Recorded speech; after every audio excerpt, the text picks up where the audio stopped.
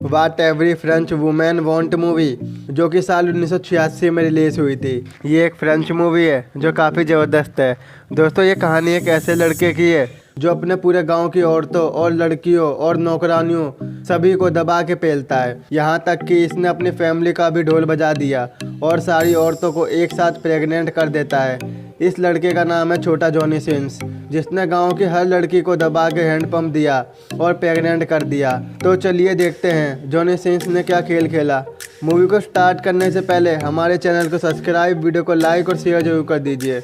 Movie की starting 16 साल के जॉनी सिंस से होती है, जो कि अपने समर वेकेशन की छुट्टियां मनाने घर की सबसे बड़ी मेड मिस लपीतो के साथ आता है। वहीं बैठी मिस लपीतो के पपीतों में भूकंप आने लगता है। बगल में बैठा छोटा जॉनी सिंस लपीतो के पपीतों को ऐसे देखता है जैसे उसका मुरब्बा बना दे, लेकिन मिस लपीतो देख लेती है कि जॉनी मेरे पपीतों को देख रहा है। वो मुस्कुराकर मन ही मन में बोलती हैं, देख ले बेटा देख ले।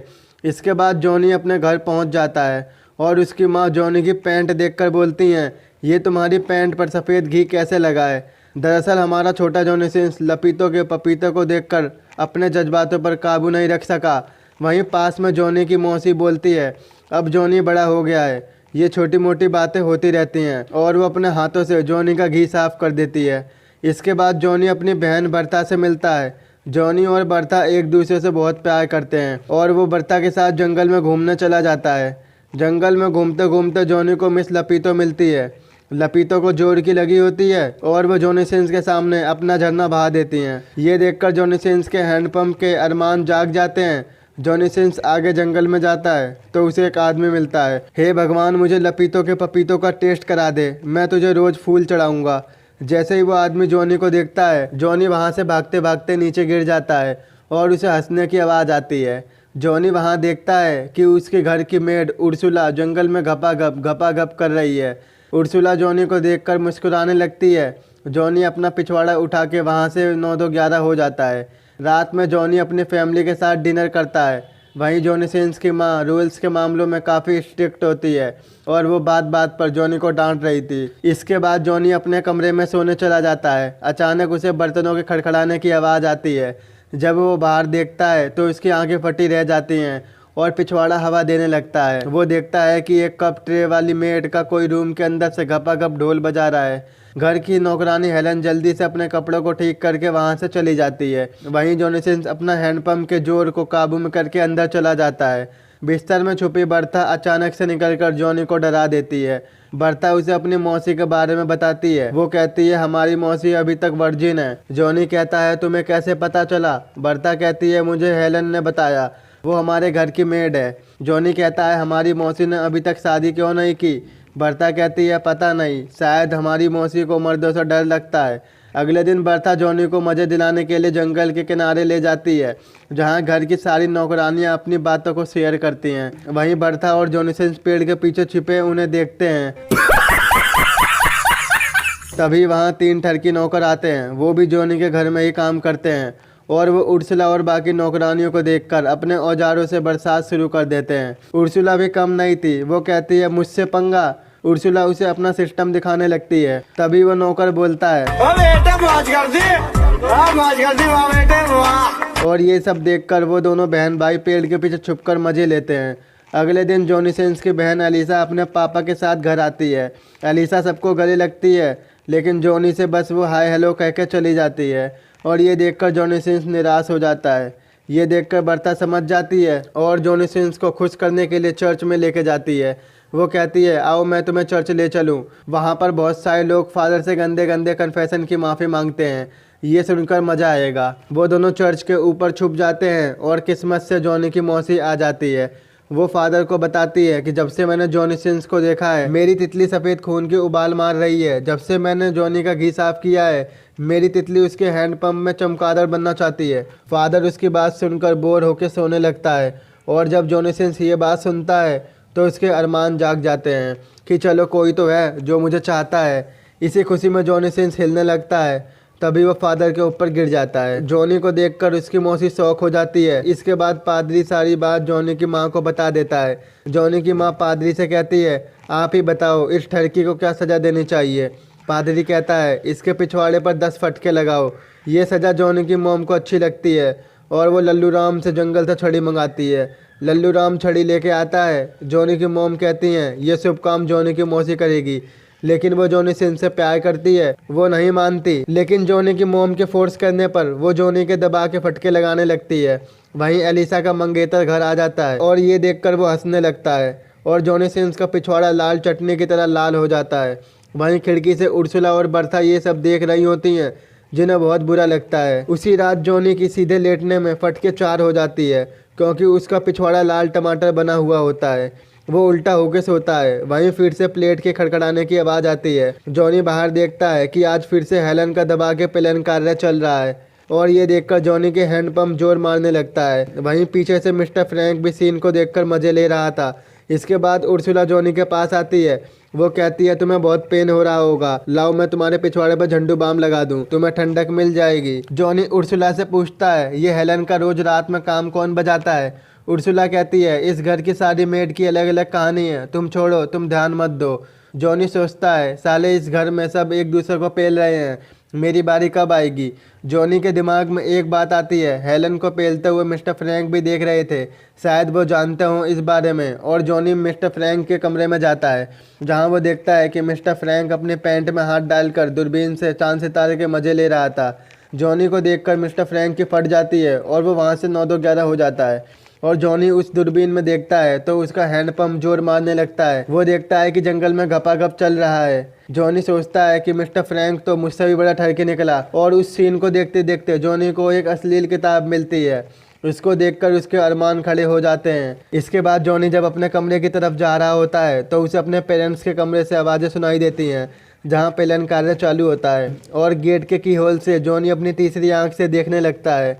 तभी वहाँ एलिसा का मंगेतर उसे देख लेता है। वो कहता है अब मैं सबको बताऊंगा कि तुम रात में क्या करते हो।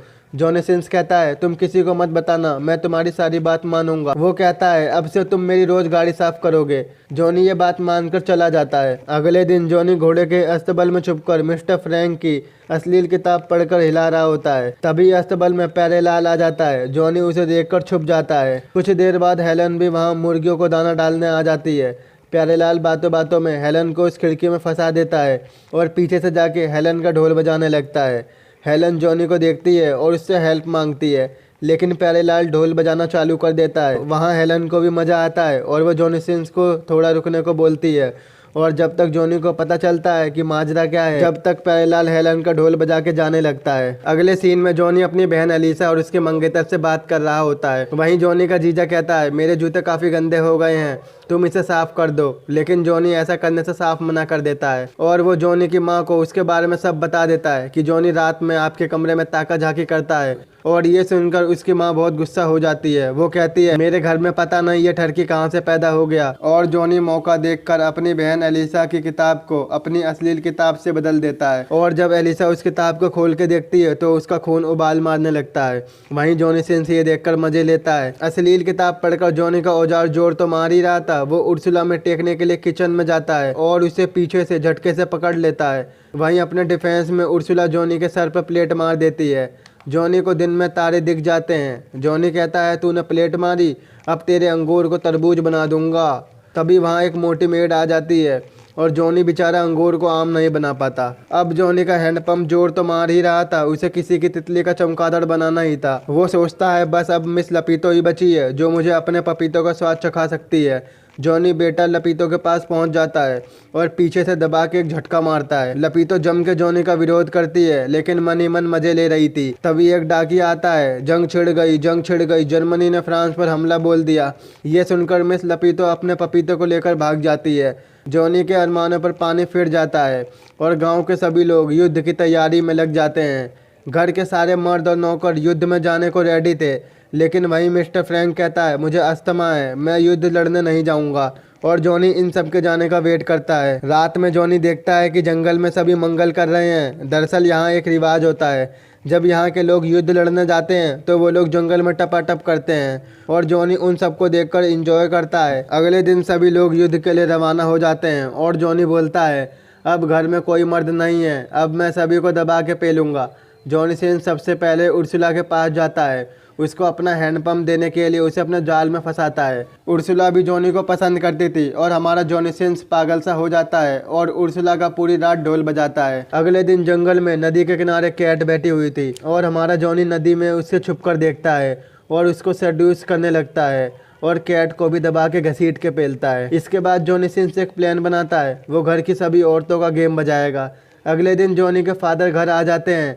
दरअसल वो जनरल हैं, वो जंग के दौरान जब मर्जी घर आ जा सकते हैं। और रात में जॉनी की माँ को अलग अलग स्टाइल और एंगल में पेलता है और ये सब जॉनी की मौसी, कैट सब गेट के की होल से छिप कर देखते हैं। अगली सुबह जॉनी की माँ पादरी से बोलती है कि जॉनी के पापा मेरी अलग अलग स्टाइल में गेम बजाते हैं, क्या ये सही है? मुझे तो लगता है मैं पाप कर रही हूँ। पादरी कहता है ये पाप नहीं है, तुम अपने पति के साथ जैसे चाहे वैसे कर सकती हो। और उसी रात जॉनी अपनी मौसी के कमरे में जाके लेट जाता है।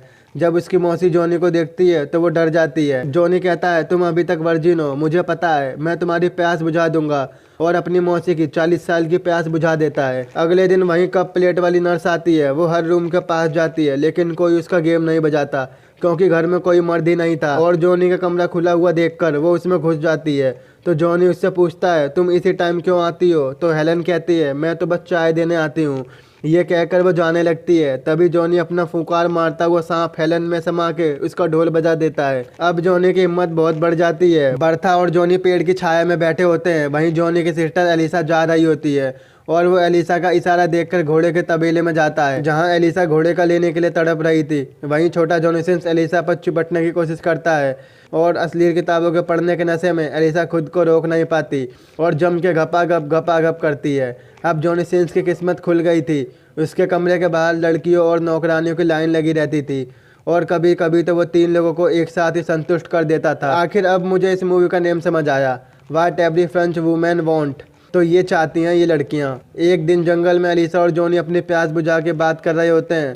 वहीं एलिसा जॉनी से कहती है मैं प्रेग्नेंट हो गई हूँ और ये सुनकर जॉनी के होश उड़ जाते हैं। उसी दिन एलिसा का मंगेतर भी वापस आ जाता है और गांव के सभी मर्द भी, क्योंकि अब युद्ध खत्म हो गया था। जॉनी सोच में पड़ जाता है इस मामले का क्या किया जाए। तभी उसकी मौसी आती है, वो कहती है मैं भी प्रेग्नेंट हो गई हूँ। उसके बाद उर्सुला आती है, वो कहती है मैं भी प्रेग्नेंट हो गई हूँ। और ये सुनकर जॉनी की फटके 4 हो जाती है। वो कहता है अगर मेरी माँ को पता चला तो वो मुझे पूरे गांव में नंगा नाच नचा के मुझे उल्टा करके मेरी गोटियां कटवा देगी। जॉनी उर्सुला से एक रेड नेल पेंट मंगवाता है और एलिसा के बिस्तर पर लगा देता है। जॉनी एलिसा से कहता है जैसे तैसे आज तुम अपने मंगेतर के साथ इंटीमेट हो जाओ और उसे लगेगा तुम वर्जिन हो। इसके बाद वो अपनी मौसी के पास जाता है। वो कहता है मिस्टर फ्रैंक आपको बहुत चाहते हैं, आप उनसे शादी कर लो। जॉनी की मौसी उसकी बात मान लेती है। इसके बाद वो उर्सुला के पास जाता है और उसे शादी के लिए प्रपोज करता है। लेकिन उर्सुला ने पहले से ही किसी के साथ शादी की रस्म रच रखी थी और एक ही साथ उन तीनों की शादी हो जाती है। जॉनी ने इन तीनों से पीछा तो छुड़ा लिया था, इतना बड़ा कांड होने के बाद भी ये नहीं मानता। जॉनी लास्ट टाइम हेलन का जम के ढोल बजाता है और मजा यही मूवी का एंड हो जाता है। तो दोस्तों इस मूवी से क्या सीख मिली? भाई कभी भी किसी का गेम बजाओ तो सेफ्टी के साथ बजाओ, समझ रहे हो ना? तो दोस्तों अगर आपको हमारी मूवी का एक्सप्लेनेशन अच्छा लगा तो आज ही हमारे चैनल को सब्सक्राइब, वीडियो को लाइक और शेयर जरूर करें। तो मिलते हैं आपसे ऐसे ही नेक्स्ट वीडियो में।